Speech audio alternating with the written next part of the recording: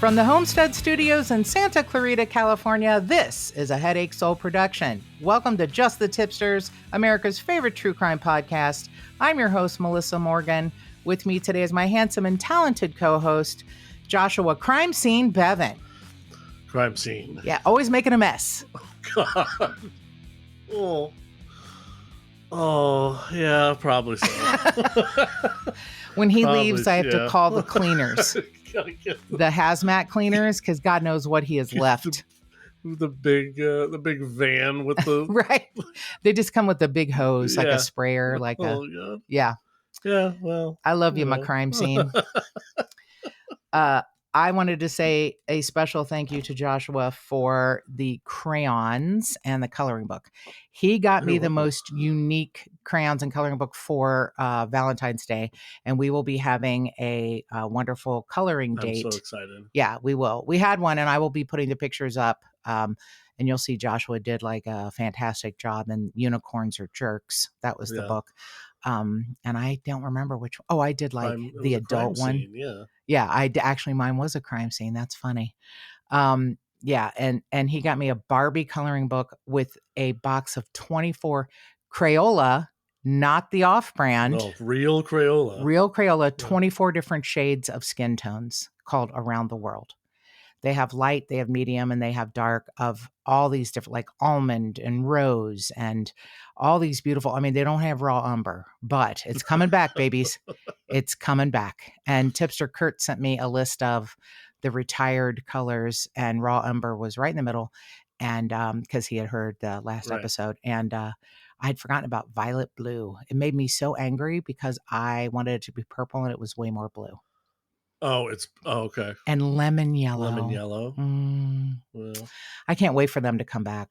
I was angry that they retired some of them, but you gotta move on. I guess at some point you gotta move on. And just try to live your life. Yeah, sometimes when it's difficult, what do?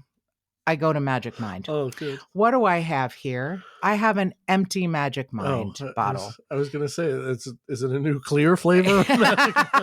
Yes, it's the clear one, because I drank the whole gosh darn thing this morning. I have been needing it more than I can explain, and I am so grateful for it. It's something that I never want to be without, and it is something that makes such a difference in my life. And it's so versatile. It's a 2-ounce bottle of an elixir. You can put it in a smoothie. You can mix it with something else if, it's like a small thing. And I just drink it down straight like a shot. And I love it. I love the matcha flavor. I also hadn't even tried mixing it with something else, but you can do that. What if you have a daily smoothie? Or what if you take something to work with you to drink on the way to work? I can't even explain the ease of Magic Mind, the ease of the subscription. You never run out. You have something there waiting for you every day. You can keep it at room temperature, but they suggest refrigerator. I like mine cold. I put mine in the refrigerator.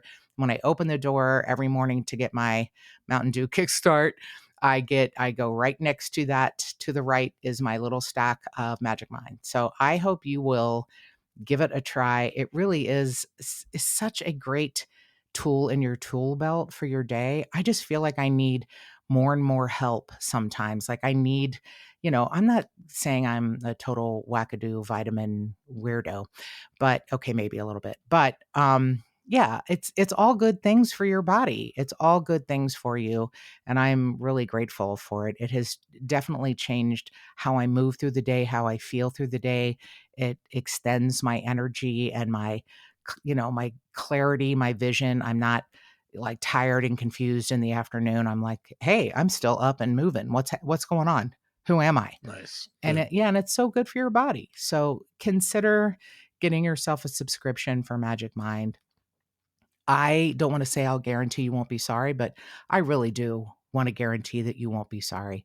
If, you find it's not for you, you can exchange it, no questions asked, but I don't know how it wouldn't be for you. It's for everybody. And it really is kind of magical. So the name Magic Mind is, it's like there wouldn't be any Magic Mind without you. And it's, for you and you're the magic in it. But I don't know. I am grateful that this product helped bring out the magic in me. So go to magicmind.com. In the promo code area, put tips is 20, TIPSIS 20, and get 20% off your subscription. And I think you're going to be really delighted with it. So I also have some thank yous to a very sweet girl who called the Tipster hotline, and she did not leave her name, but I'm going to try to text her and see if it's a cell phone and see if she'll answer. And if it doesn't goes through, then I know it's like maybe her work phone. Oh, sure. Because it sounded like she had some background noise, and she was adorable. She said, hello to us. And then she said, I guess in a much earlier episode, we were talking about Red Lobster.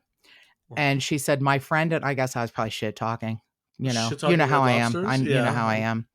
I do, but I don't remember this conversation. Well, I think it was before me and you. Earlier. Yeah, much earlier. You and Mark. Yeah, I was probably shit talking Red Lobster. Sure. I'm allergic to shellfish, but it doesn't matter. I shouldn't be shit talking Red Lobster.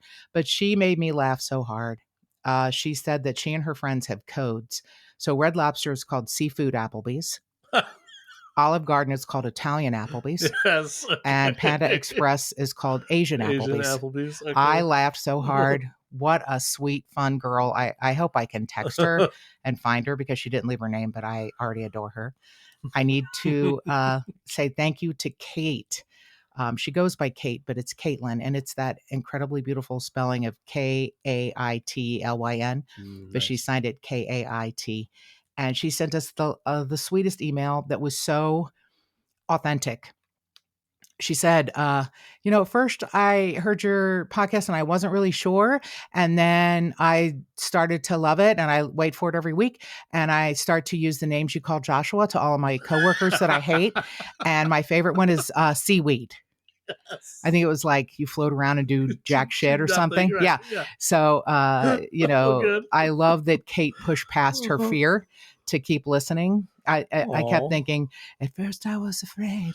I was petrified that your podcast was terrible, but I stood by your side. Oh, nice. So yeah, she's adorable. Thank you, Kate, for that. That means a lot to me.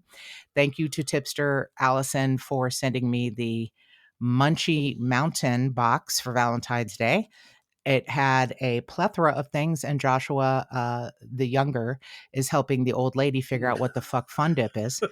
I'm like giving him handfuls of this shit, like, hey, these are for the boys. He's like, the boys? I'm taking the Fun Fuck Dip them to the kids. movies. That's right. Fun Dip is for...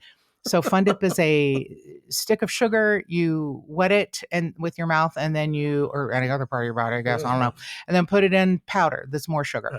Yeah, absolutely. It's a bag of sugar Great. that you eat with a stick of sugar. It sounds like Pixie Sticks, except that was all like Kool-Aid. Well, it is the Pixie and a straw. The little pouch of sugar. Mm-hmm. It's very similar. It's Pixie Stick. It's Kool-Aid. Like a bunch of Pixie Sticks in the pouch. Okay. Yeah. Well, I'm so happy that I shared my Munchie Mountain box. They're not a sponsor, but it was very sweet of Allison. Thank you, Allison, to send us that. And Joshua has some stuff to take home to the boys things I've never heard of. So like young people candy. Let's call it that.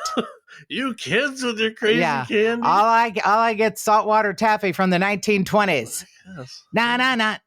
I'm trying to do I don't know. I got a Werther's original. Yeah. Oh my God. I had lunch with my friend Barbara, and after we had lunch, she was going to give me a Werther's, and I'm like, oh, that's okay. And she goes, her son Daniel, who's like 21, goes, what are you, 80? Who's not like a smart ass. He's the sweetest boy. But it was so funny. He's like, what are you, 80? Yeah. Because she's got a purse full of Werther's originals. At least they're all separately wrapped. They're not all stuck together like in a candy in a clear glass carved candy dish. Oh, God. Yeah. Okay. You want? Yeah. Can you break one off for me? Do you have like a ice pick or something? Oh. It's hilarious. So yeah, it's been an interesting week, and I cannot wait to color with Joshua. We will probably not be having Fun Dip, but that's all right. Is it called Fun Dip? Fun Dip. Yeah, Okay. no, you're right. That's the weirdest thing I've ever heard in my life. So, sorry, it's just so. You're saying it. I don't know. It's It sugar doesn't. sticks into sugar. Well, what else is? I mean, it's candy. All candy is candy. There's a No, gimmick. there's like chocolate. There's okay. coconut. There's, you know what I miss so much? Zero bars. It's white chocolate with nougat in the middle. White chocolate. Yeah, like a caramel and not like, I don't know, maybe peanuts or something. I don't know. Look it up. It's called Zero. Okay. Zero, not like just a Right. O shape. Sure. And it's in a blue wrapper. I feel like I've seen Zero before. You probably have, but I'm not sure. It feels like it's old. Nougat. Yeah. Like an old candy bar or something like. Yeah, I don't Abba Zabba, you're my only friend. I didn't know about those till I moved to California. Oh, Abba. Oh, God, I love Abba Zabba. Or Big Hunk, which is like chunky peanut butter inside the taffy. Oh. Yeah. I've never heard of that peanuts and peanut butter. Abba Zabba, Mark told me about. I think it's a West Coast thing. Is it like a zebra thing, like white and dark mix or something? No. Oh, no, that's a zebra. I think that's called zebra bar. I think that's the same. Isn't Abba Zabba it's taffy. Taffy-ish thing? Yes. Like white taffy with peanut butter inside. Oh. Did you have the big, what were they called? Fuck. It was just a square, real thick, not chunky. Like Jolly Ranchers? No. Big square chocolate thing. Big square chocolate. It was called something like the Big Chunk or Chunky or... That was my nickname in high school. And it was not. It's a Big Chunk. Was that your penis name? No. Because your penis is square, rectangular and square. The old circumcision mishap. Now, Joshua's penis is I've owned it now. Yeah, really. I'm really sorry. Ashamed back then, back in the locker rooms of the Big Chunk. At least they added the word big. It's taking a lot of self-love to get to this place. I've owned it.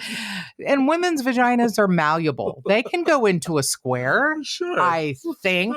I don't know for sure, but you have 3 boys. So I'm sure you did. Yeah, exactly. Something happened. God damn it. Why do we talk like this?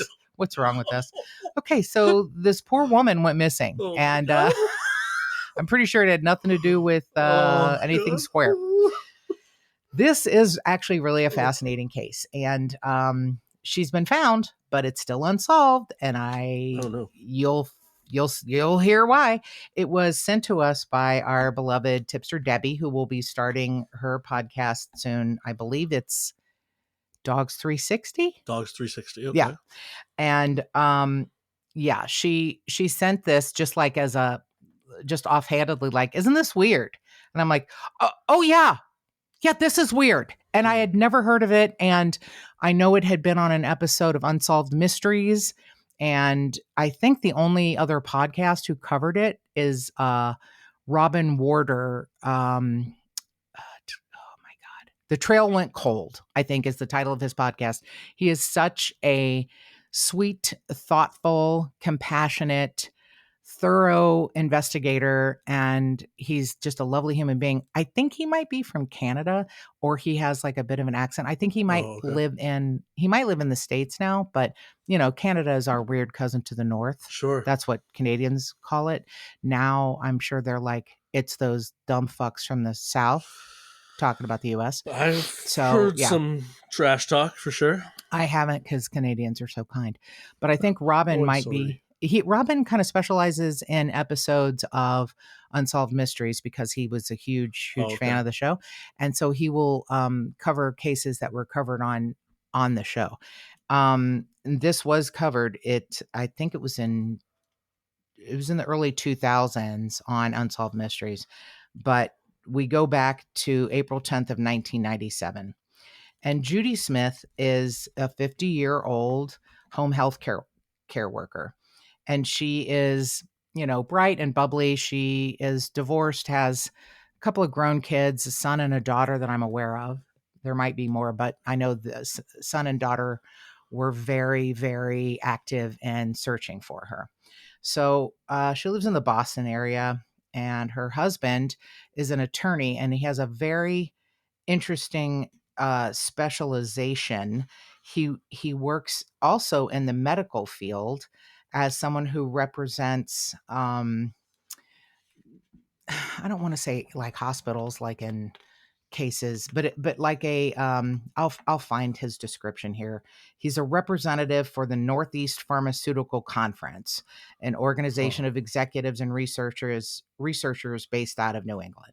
So he, was asked to attend this conference in Philadelphia, and Judy was like, "You know what? I'm going to go. I'll go with you." Oh, okay. Just Tag along I'm and just have a gonna vacation. sightsee, Cool. right? Sightsee. They have some friends in New Jersey. The conference was April 9th through April 11th, and in Philadelphia, and they were staying at a really nice hotel, and the conference was there, in the lower level of the hotel. And Jeffrey was like very well thought of, and the story of how he and Judy meet is possibly the sweetest thing I'd ever heard. In the late 1980s, Jeffrey's father was ill at home, and Judy was his home healthcare nurse. Oh, And they met that way. that's sweet. Now, they were together for, a while, like 10 years. And Okay.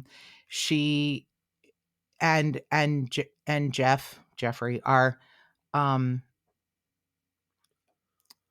immediately drawn to each other. Jeffrey was like, "I am taken by how kind she is Mm, to my father." cool.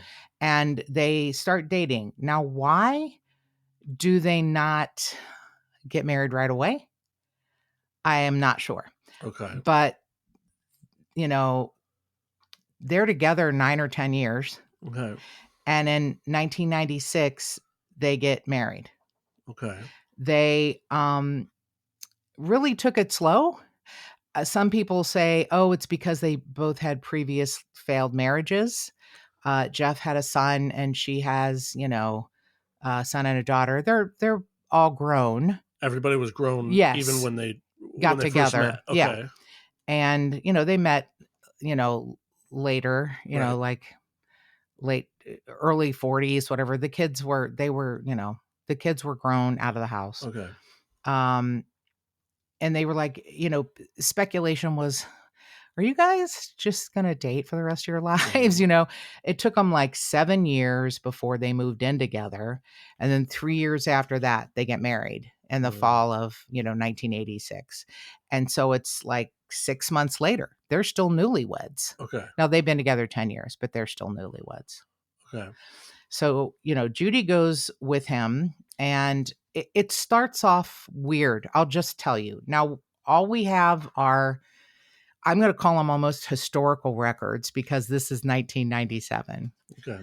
And all we have are people's, cell phones weren't, as prevalent as they are now, Sure. cameras Yeah. on, not on streets. No. Um, it was really odd from the beginning. Okay. Now, Judy and Jeffrey go to the Boston airport to take their flight to Philadelphia. And I guess that would have been on the 9th. So the conference was the 9th through the 11th.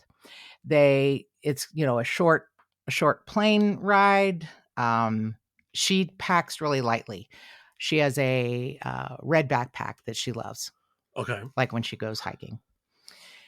I don't want to give the impression that Judy is like some health nut, but she does like, to go hiking and explore the outdoors. She wasn't like your average 50-year-old hiker who's, if you live in Southern California, looks like they're 30. Right. She looks like a 50-year-old woman, but she's adorable. Big, Okay. big, bright eyes, short hair. She's adorable. And she's a home healthcare nurse. She Right. fucking is on her feet all the time and Sure. working. She was, not, I'm trying to say this nicely. She's not thin, Sure. but she wasn't like, considered obese. Yeah. Now, Jeffrey is very overweight. Okay. He is one of the reasons that one police agency ruled him out as to what happened to her. They said he couldn't have done it. He can't physically do it. Okay. So, Oh, but they're cute. They are cute. And I was just showing Joshua a picture, which I will put up, of them. They are cute, and he seemed to adore her. Yeah. I don't imagine that there was anything like she did not adore him. I mean, they had a, early afternoon flight out of Boston's Logan International Airport. They get to the airport. She realizes, oh my God, I left my driver's license at home. Oh no. There were new, because in 96 you could do that. Yeah. You could forget, but there was new. 97. Yeah. There were regulations that you had to provide an ID before boarding, even if you had a ticket in your name. Right. So she, goes home and she goes, look, you go on ahead. I'm going to get a later flight and I'll meet you at the airport. Right. Sort of odd. Right. But she, like when the police come looking as to when she's missing, they're like, a female cop says she didn't bring any makeup. And her daughter and son are like, she doesn't really wear a lot of cosmetics. That's not a big deal. Yeah. She had a backpack. She didn't even have like a purse. Right. She loved her backpack. She was just like, like a pick up and go kind of girl. Okay. So she goes and gets her, according to everyone, goes and gets her ID, gets on a later flight. There is confirmation that she got on a later flight. Okay. Got there in the evening. All right. Brought Jeff flowers. Oh. To apologize for being like a pain in the ass. Oh, that's sweet. So they get up on the 10th and he is going to be in the conference all day long. There is a cocktail party at 6:30 on the 10th. Okay. And Judy tells him, I am going to go to, here and the Liberty Bell and look around and sightsee. Got it. And he's like, okay, we'll meet up tonight. Cool. So he's in the conference all day. Right. And things go haywire after this. Judy is like, I'm going to be a visiting tourist today. And I want to go to Independence Hall. And I know there's a cocktail party at 6:00. We'll meet back here around 5:30. Perfect. And I'll get dressed and we'll go. So Jeffrey shows up at the hotel room and she's not there. No. And he said, oh, you know what? I must have misunderstood. She was visiting things all day. Maybe she's just going to meet me down there. Okay. So he goes down to the cocktail party and she's not there. Now he comes back and forth several times, check the room, check the, I'm guessing they didn't have cell phones. Right. So, he's checking all night long. And he said there's some things missing.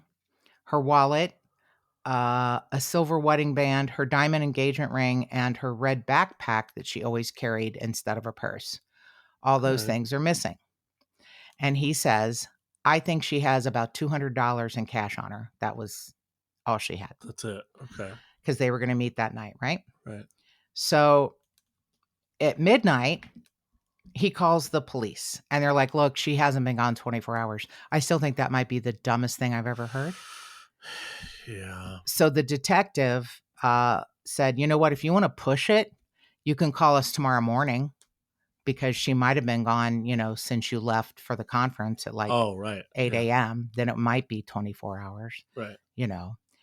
He is, let's say he's connected. Jeff. Yeah. Okay. Jeffrey is connected. All right. He calls the Philadelphia mayor, Ed Rendell, and the Pennsylvania House Representative John Purcell. They were both at the conference. Oh, okay. He says, will you please help me? The police are not doing anything. Yeah. They got the wheels in motion to start, I would pull in every card I had too. For sure. So Absolutely. he is vigilant and trying to find her. He hires a cab driver to take him along the route that the Philly tour bus used. Okay. Because Judy was like, I'm going to get on this bus and I'm going to go to all these tourist places. And, Right. right. So he had hoped he would see, this is like at night. Right. He's like, maybe I will see her somewhere. Maybe she'll be wandering around. Maybe something happened. Right. Maybe she has amnesia, whatever. So, he is going the route that he thinks he's supposed to. Okay. In the meantime, they finally, get on it, the law enforcement, and they're like, all right, we're going to take this seriously. So they, of course, you start in and move out. So they're like, what if Jeffrey is involved in her disappearance? Sure. We don't even know if she made it to Philadelphia. Right. So they'd find out that she's listed on the passenger manifest for the 7:30 p.m. flight, and she boarded it the day before. So there are a few people, this is why it's so difficult. There are a few people that remember, seeing her in Philadelphia, but it's like a hotel employee that told police Judy asked him where could she get the tour bus. It's the, Pennsylvania, it's called Flash, Plash, the Flash bus. Flash bus. Yeah, Okay. yeah, Pennsylvania, tourist bus. A bus driver said I picked her up and then left her off near the hotel at 3 p.m. He remembers her being on the bus, going on a tour of the city. Okay. Yeah. It gets really more weird from here. Okay. So let's say that she was dropped off at 3. Then at 5:30, Jeffrey, she's not here. She's not at the cocktail party. Right. This is so uncomfortable, but there is a homeless woman who resembles her a lot.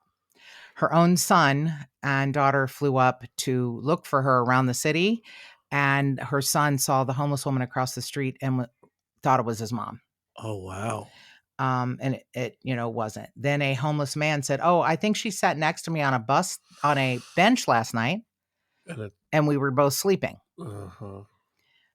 He says, no, it's not that woman. I know that woman, the homeless woman.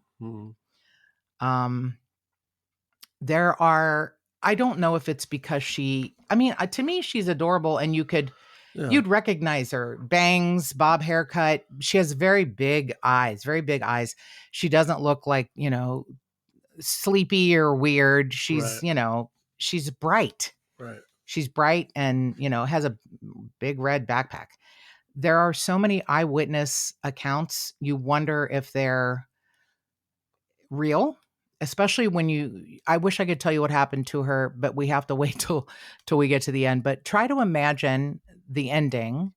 And right now, in the midst of her being reported missing right away, there is a report that someone saw her leaving a Greyhound bus terminal on the 10th, the day she vanished.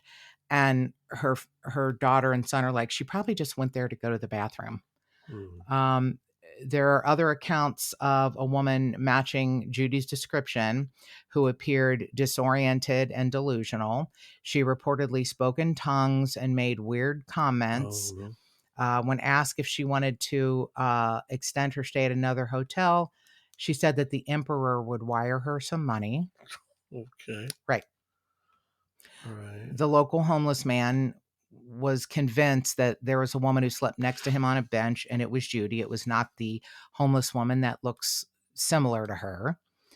There's this odd thing about her going into a Macy's, looking for clothing for her daughter, and said that her daughter rarely liked any of the clothes she picked out for her. Okay. Later on, her daughter Amy said, well, that's true. Huh. I mean, a lot of daughters could, Yeah. Yeah. It was pretty weird that the cashier from Macy's said she had a red backpack on her, and she said that her husband was in town for a conference. The cashier then said, when this woman was about to leave the store, she became confused and tried to get a young girl to leave with her, claiming the girl was her daughter. Oh, weird. Yeah, but she finally let go and left on her own. Oh. Right. Hmm. What time of day is the Macy's? Early afternoon. Okay, so maybe She got off the bus at bus and then 3 and said, "Oh, got I've back got a on, or oh couple. yeah, I never thought about that. I still have a couple hours. Right before I have to meet Let him me for walk the over and yeah. shop." Yeah. That's I hadn't thought about that. So Jeffrey, in the meantime, does not give up. He is looking for her when the police say, "You know what? We've gotten some reports, maybe somebody with some mental health issues wandering around." Nope, no, that's not her. Do you think maybe she just kind of wanted to walk away from her life? No, that is very uncharacteristic of her. She has Yeah. kids. We just got married. We've been together a while, and neither of us are unhappy. Right. He, as soon as he gets back to Boston, he hires a team of private investigators and hands out personally hundreds of missing person flyers. He faxes them to every connection he has. And what turns out to be helpful is that a doctor who had gotten one of his faxes Mhm. says, when she's found, I I feel like this is the same woman. Okay. Right. So he, cut back on his professional caseload, and he says, "You know what? Now that I'm a victim, I can't in good conscience continue to represent criminal defendants." Oh, wow. Yeah. So he cuts back on that, but he still represents, the medical field, but Got it. he doesn't take on. More. I think that's fascinating. Yeah. He said the nights are the hardest, being alone in our house and seeing all of her things. Mm. Her daughter, Amy, her son, Craig, said, "As far as I know, my mom's marriage was going well. She always spoke highly of Jeffrey. She knows him to be an honest man who wouldn't even cheat on his taxes." Wow. Yeah. All of, Judy's friends are like, "Look, we share the same opinion as her daughter and son. We don't know that there's, anything going wrong." Sure. There's one friend in the group named Carolyn Dickey, and she goes, "You know what? I don't know that their marriage was in a great place." Oh. She said, "I think something happened that triggered her to want to have some time away from Jeff." But getting away from Jeff, does that include leaving her kids and friends with no answers, Right. moving on away from her, house on her own, living someplace, it's so It's got to be pretty bad. right, And is he that like controlling of a person or whatever? Like, I mean, right. that she couldn't just say, "Hey, I need a break." She seems like a pretty strong woman. Right. Obviously, and I talk about this with my friends and other people, every relationship is an island of two. Whether it is friends or Right. lovers or siblings or parent child, or your what goes on in the relationship with you and one other person Right. is between you two, Yeah, absolutely. and nobody knows for sure. We all feel like we're detectives, and in some way we are. If we pay attention, we can see Sure. messages from our friends, but Yeah. how many times has someone said to you, "We're getting a divorce," and you're like, "What are you talking about? You guys are great." Yeah. So it's hard to say. It's interesting to me that they were together a long time, moved in together, 3 years lived together, and I wonder why at this age they got married. It is Yeah. interesting. Hmm. But she was a very, independent woman. Like, she went to a foreign country like Thailand or something so she could visit a person in their family who she had taken care of in the States. Wow. Right. She still had like relationships Huh. with her patients. Wow. I mean, and she went on this trip by herself to a foreign country. She didn't, so she's like this very independent She's already person. super independent. Yeah. Right. So here we go. There's no other developments in the case, and September 7th of 1997, 600 miles away in North Carolina, a father and son, while hunting in the Pisgah National Forest, find skeletal remains near the Stony Fork picnic area. Oh, no. Right. Skeletal remains. And it is the, doctor who, I think in North Carolina, who had gotten one of Jeff's faxes because the skeletal remains were found with no ID. They had been kind of scattered by wild animals. I guess part of it. There's a large part of her still wrapped up in a blue blanket and partially buried in a shallow grave beneath a tree. So here's some things found near the body. $167 in cash. Like $80, $87 is in a pocket in her shirt, and the other is in pants. And the pants are, I'm going to get to that.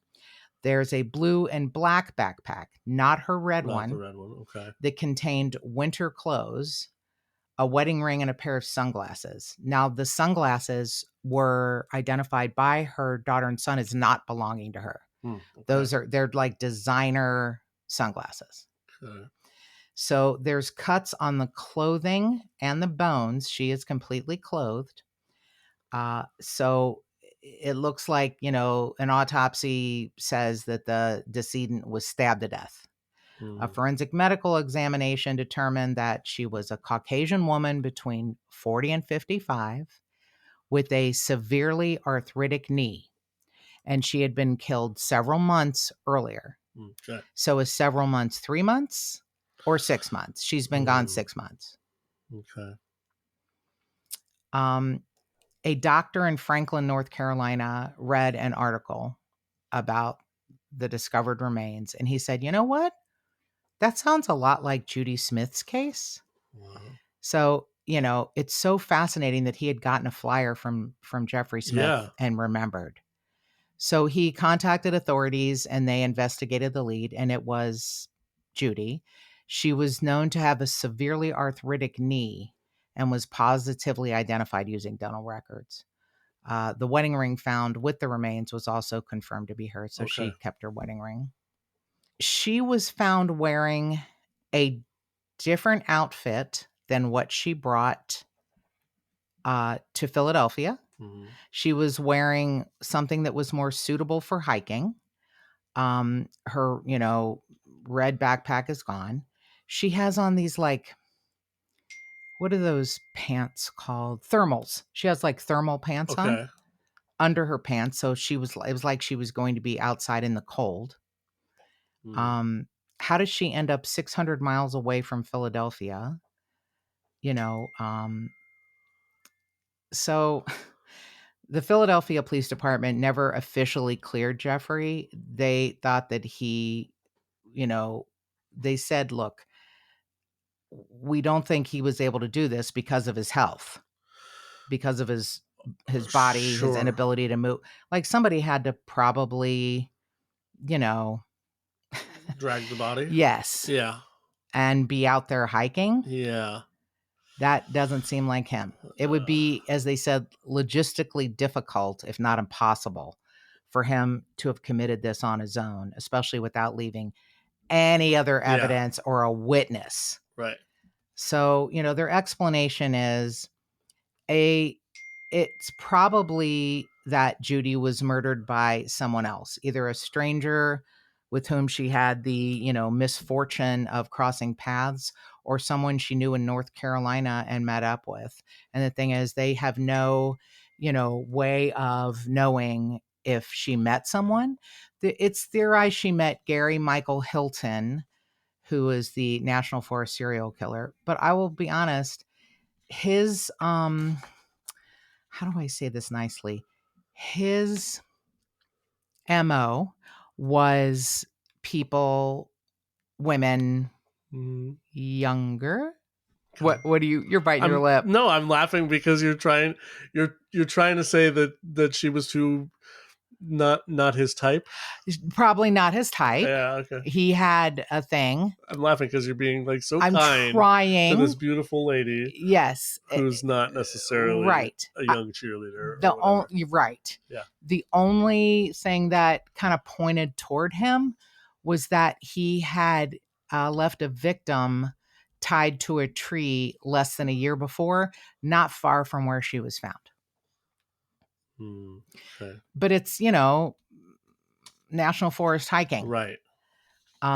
There are people that, saw her at like a small store, like where, in this area where she was going hiking. Right. How did she only spend so much of her money? She had like $200, but yet she has all new clothes. It's interesting to me. But a cashier named Joanne Stucker said, she seemed alert to me. She was very pleasant. I didn't see anything about her that would indicate she wasn't right in any way. She told me her husband was an attorney and they were from Boston, and that she had been in Pennsylvania and he was at a convention, and she had decided to come down here on her own. Yeah. Okay. Another interesting sighting was reported by a deli owner. According to this woman, Judy drove up to her store in a gray sedan and purchased $30 worth of sandwiches and a toy truck. Who was she buying the toy truck from? Where did the gray sedan come from? Yeah. So Jeffrey passed away in 2005, and he never learned the identity of his wife's murderer. Oh, no. There have definitely been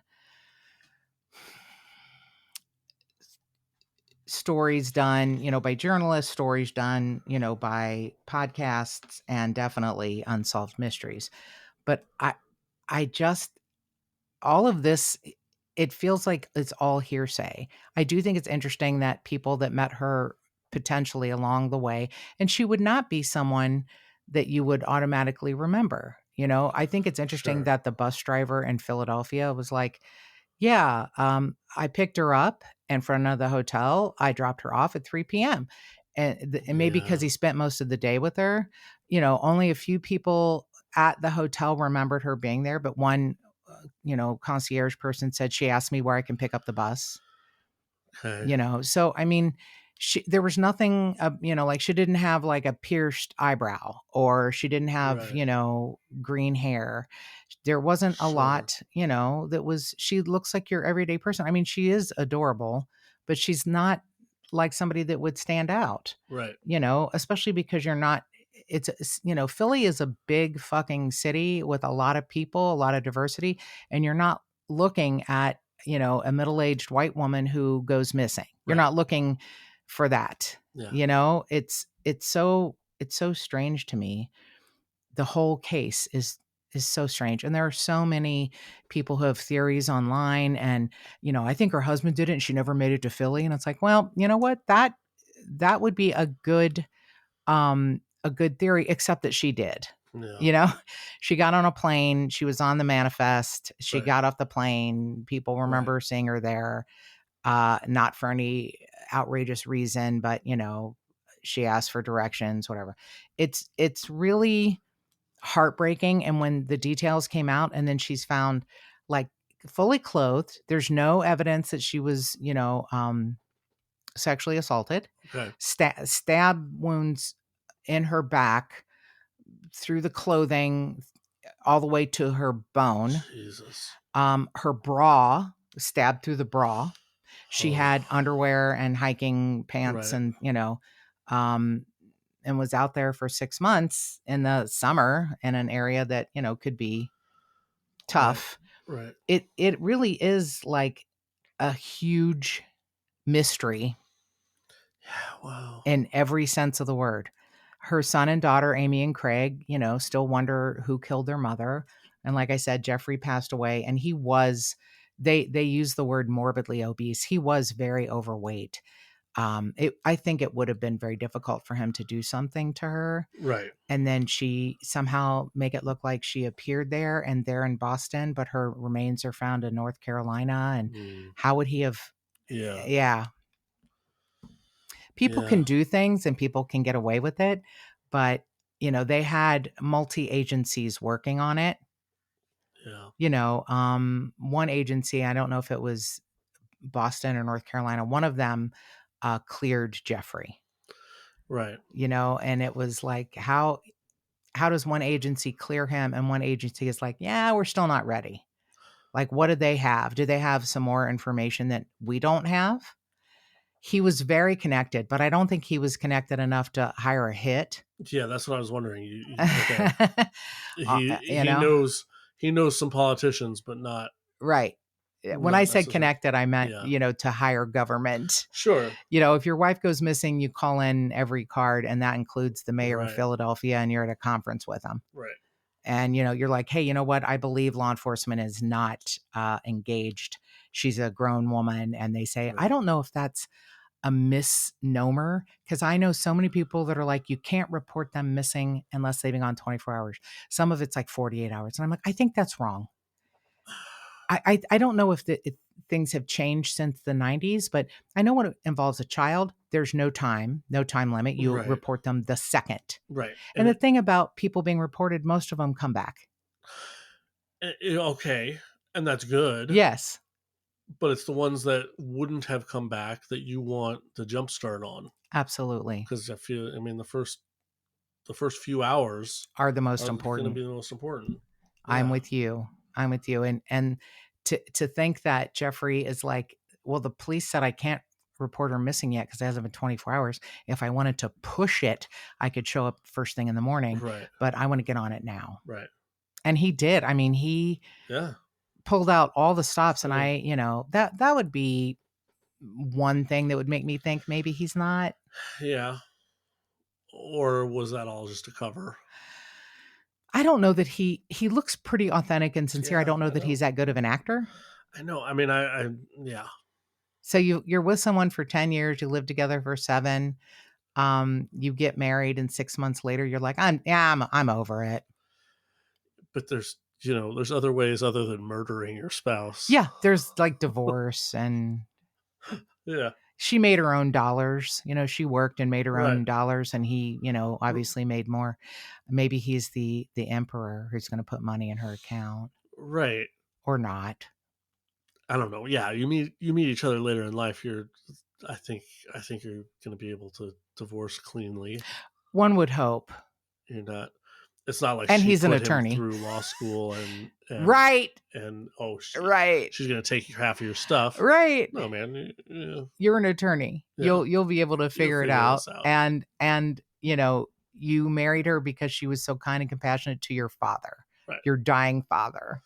Yeah, I don't. That just doesn't seem like it doesn't seem like he's the one. Right. I don't know why. Yeah. Why is she so far away? Yes, Joshua. How did she get so far away? Yeah, I mean, it feels like either she got kidnapped and and taken that far away, or they killed and then they drove the body that far away, or she did it herself. She ran away, had some kind of psychotic break that nobody knew about until that day. I mean, just hearing the Liberty Bell ding, like that was Pavlovian. What set her off. Right. I don't know, like something. Then she has to kill the president. She climbed the rocky steps and then ate a raw egg, and then shit just went south. That's it. Like, she got salmonella. That affected her brain. That was the break, and it was starting in the Macy's. Right. And people were kind of seeing it, and then all of a sudden, oh, that's it. She's gone. Start a new life. Honestly, and Joshua and I have talked about this too. So many people have psychotic breaks and go off into nature and think they're going to commune with nature, and they die. And people don't get it. They're like, they don't just go and die. Yeah, they do. Sure. They become disoriented and dehydrated, and they sit down and think, I'm just going to rest, and then they die. Right. From dehydration. Right. And obviously, I mean, then the question becomes, well, why was she stabbed so many times? Right. That's what I was going to say, is that buried, if she in a very shallow grave and wrapped in a blue blanket, if she hadn't been stabbed, right, I would have thought, and the bones that were scattered were from scavengers. Sure. Most everything was together, Yeah. Um, it wrapped in a blue blanket in a shallow grave. I would have thought maybe she just laid down and died. If she's like Right. having a issue, maybe she, a mental issue, maybe she wrapped herself in a blanket and died. Yeah, But but like no, stabbed buried and through, stabbed. yeah, Yeah. barely buried. Yeah. Barely buried. Right. A very shallow grave where some of her had been removed. But still stabbed enough to where it went through to the bone. Yeah, and her back. She can't do that. Yeah. Right. She can't stab herself through her own bra on the back. So yeah, did somebody did somebody do it there in Philadelphia and then wrap her in a blue blanket, throw her in the trunk, and drive all the way to North Carolina? 600 miles. It No, I don't know. I mean, no. it feels far. It does feel far. And it does feel, I'm saying no like I know. I don't know anything. I do think that if she ran into somebody who wanted to do her harm in Philadelphia, they would have left her body there. Right? It wasn't like a robbery because her money, her Right. ring, shit still on her. Right. Could it be someone who she, I feel I sound terrible, but hikers, man, I wouldn't try. I don't want to. I know they're 99% good people. I just don't want to run into Oh boy. hikers and There's something then, about those yeah, kind people. of. Yeah. Yeah, like the shit in the woods or whatever. I don't Yeah. I don't trust somebody who has to bring No. 2 water bottles. Yeah, a camelback or whatever it's called, One camel one holder, for water one holder. for the top and one for the bottom. Yeah, Was it? yeah. Yeah, I do have to say, Dana Gould, I'm going to mention his special, Perfectly Normal, said every bear is so stupid that they must think that we just walk around with shit in our pants all day, because every victim they've met's like, well, I don't know. Let's just eat the top half, and then we can go to a dumpster. I don't know why they all have shit in their pants. What? I'm not eating that. That's the mind of Dana Gould. I trust a bear more than I do a hiker. Oh, So boy. I'm just saying, Oh, no. I think if you really enjoy the outdoors, there's something very wrong with you. And I would purposely Oh, shit my yeah. pants so you'd leave me alone. And I wouldn't go hiking. We can't take her hiking anywhere. She's always shitting her pants. I would just be sitting there trying anything I could to make you think I'm crazy Oh, because I God. don't want to go outside. Wow. So yeah, it seems so odd that this woman would have met foul play on a hiking trail, but to me, she made it there. She was, maybe she made it there much sooner than we think. Somehow she made it there. Right. She had no ties to the area. She had mentioned like wanting to go hiking, but not specifically the Pisgah National Forest in Right. North Carolina. Yeah. It's like, why, Yeah. how she got there is a mystery. But I think she made it there and then something happened. Oh. I think it's fascinating that she spoke to someone, Joanne Stucker, who remembered. Yeah, she said she was from the Boston area and her husband was at a conference in Philadelphia and she just wanted to come here and see. I'm like, that's real specific. Totally. Did Joanne see an article and make it up? Yeah, I mean, that's what I'm wondering with part of these sightings that you mentioned, especially. I mean, in Philadelphia, how much were they led? When the police were Right. questioning them, like how much did they say? Oh, did you see a woman like this? She's with her husband on the conference, Right. whatever. And the cashier's like, oh yeah, she did. Yeah, she came and. Well, they had many pictures of her, I'll tell you. One in her like floral scrubs and her red backpack on behind her. And you can see the straps are red. But she, is like just got this big bright smile on her face. She looks happy as fuck. She does not look angry or dissatisfied or frustrated. She's just like, hi, like a sweet woman who, worked for decades in the healthcare field. I mean, I know how she got there is a mystery. Was it her own doing? Why wouldn't she have said, like you said, hey, I need some time off? Could she have moments of lucidity? And when she would go into stores, people would say, no, she seemed fine. And then, when she gets out in the, world, she's like, "Blah, blah, blah, blah, blah. I'm just going to go hiking for no reason, Mm, wearing winter type clothes, like you're preparing for the winter. And it's found in September but had been there several months. They can't narrow it down between right, 6 and 3. right. And, when she left, it was the spring. Yeah. Maybe I guess it gets cold at night. Maybe there's high humidity there. I know during the summer. Huh. Yeah. So, how long did she make it on her own?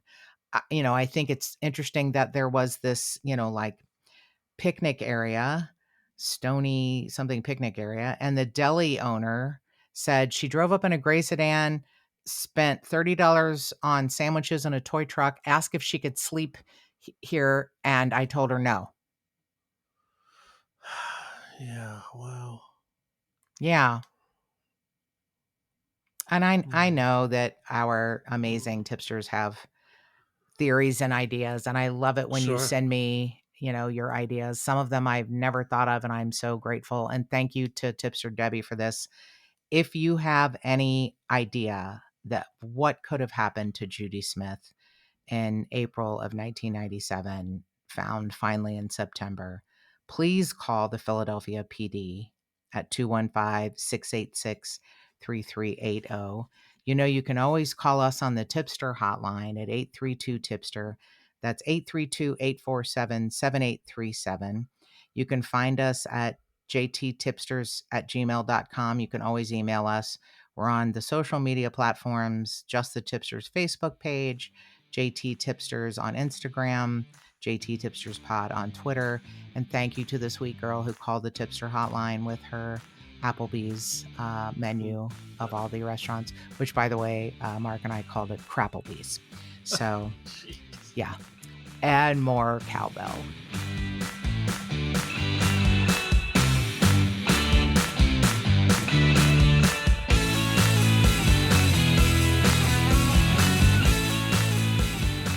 If you would like to support this podcast and get early access and other cool murderous swag, go to patreon.com/justthetipsters.